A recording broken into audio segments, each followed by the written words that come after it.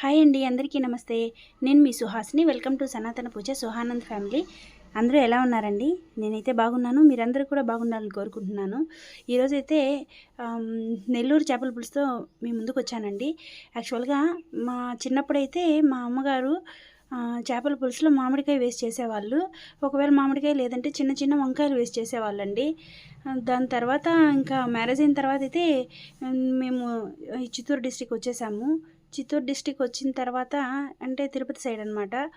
ఇక్కడ అసలు మామిడికాయ వేరు, వంకాయ కూడా వేరండి. ఒకవేళ మనం వేసినా కూడా చేపల పులుసులో వంకాయ మామిడికాయ వేస్తారని విచిత్రంగా చూస్తారు. ఒకవైపు రైస్ పెట్టేశాను. ఇది వచ్చి ఉప్పుడు బియ్యం అండి. ఉప్పుడు బియ్యం రైస్ ఒకవైపు పెట్టాను, ఇంకొక వైపు వచ్చి ఫిష్ కర్రీ చేస్తూ ఉన్నాను. చిన్న చిన్న వంకాయలు అయితే చాలా బాగుంటాయండి దానిలో వేసుకునేదానికి. ఫస్ట్ చేపల్ని 2-3 సార్లు కడిగి పక్కన పెట్టేశానండి. కొంచెం నిమ్మరసము ఉప్పు వేసి కడిగామంటే బాగా వైట్గా వస్తాయండి. ఇవి మా తోటలో కాసిన వంకాయలండి. 3 వంకాయలు ఉన్నాయి, అందులో నేను 2 మాత్రమే కోసాను. ముందుగా కొంచెం చింతపండు నానబెట్టి పక్కన పెట్టుకోవాలి. తర్వాత బాండల్లో కొంచెం ఆయిల్ వేసుకొని దాంట్లో ఆవాలు, మెంతులు, ఆనియన్స్, టమాటా, కరివేపాకు వేసుకొని వేయించుకోవాలండి. దాని తర్వాత నేను కొంచెం ధనియాల పొడి, మిరప్పొడి, పసుపొడి వేసాను.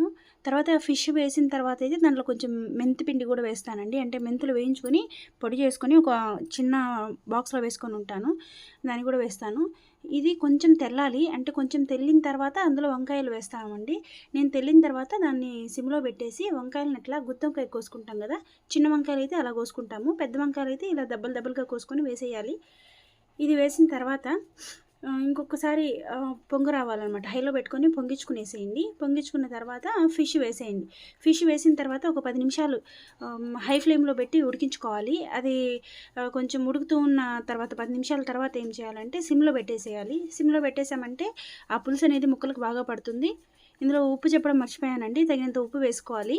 రైస్ అయితే రెడీ అయిపోయింది. అన్నం అయితే వాష్ చేశాను. వాష్ చేసిన తర్వాత తీసి సిమ్లో కొంచెం సేపు గ్యాస్ మీద పెట్టామంటే చెమ్మ ఏదైనా ఉంటే లాగేస్తుందండి.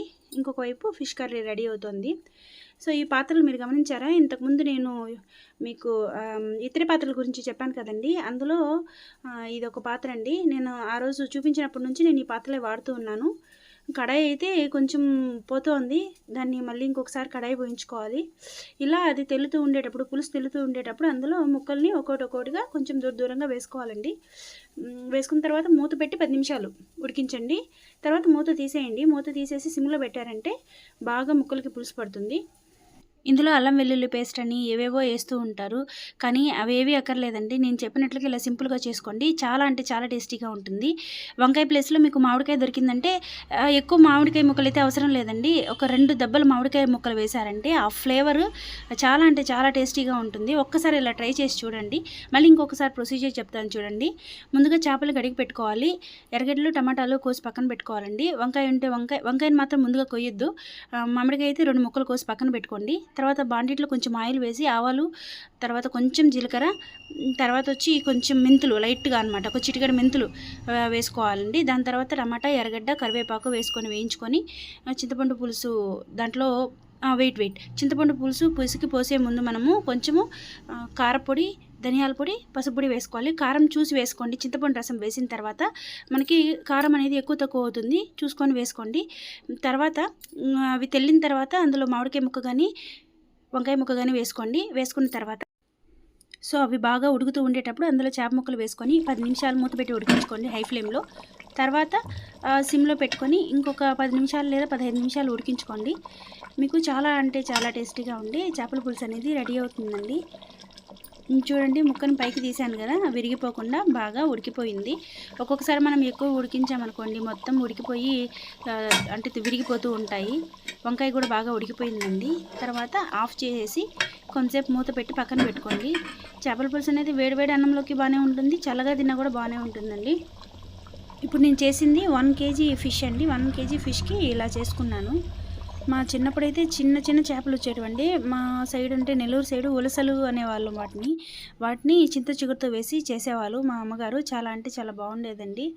దానిలో కూడా ముళ్ళులు తీయడానికి ట్రై చేసేదాన్ని. ఇప్పుడు మీరు చూస్తున్న చేప వచ్చి ముళ్ళు లేని చేప అండి. చిన్నపిల్లలు అయితే ఈజీగా తినేయచ్చు, ఒకే ఒక ముళ్ళు ఉంటుంది.